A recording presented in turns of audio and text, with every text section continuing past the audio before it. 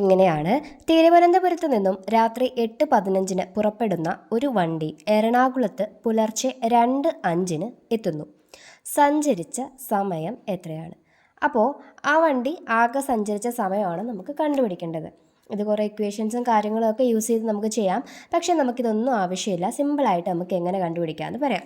നോക്കിയാൽ മക്കളെ, 8:15 മുതൽ 9 മണി വരെ എത്ര സമയമുണ്ട്?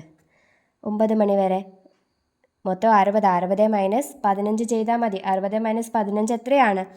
45 അല്ലേ? അപ്പോൾ 45 മിനിറ്റ് ഉണ്ട് ആണല്ലോ.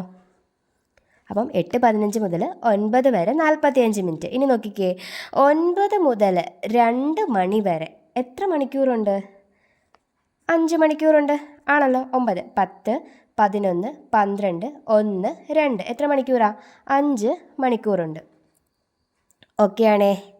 ഇനി 2 മുതൽ 2:05 വരെ എത്ര മിനിറ്റ് ഉണ്ട്? 5 മിനിറ്റ് ഉണ്ട്. ഇത്രയും മനസ്സിലായല്ലോ.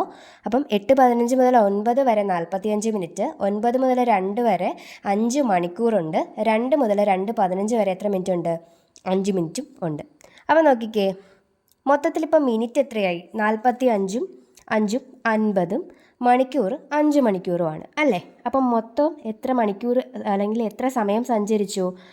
5 മണിക്കൂറും ഇവിടെ 45, ഇവിടെ ഒരു 5 ഉണ്ട്. 45ഉം 5ഉം 50 മിനിറ്റും. നമ്മുടെ ആൻസർ കിട്ടി. 5 മണിക്കൂറും 50 മിനിറ്റും. നമ്മുടെ ആൻസർ ഏതാണ്? 5 മണിക്കൂറും 50 മിനിറ്റും ആണ്.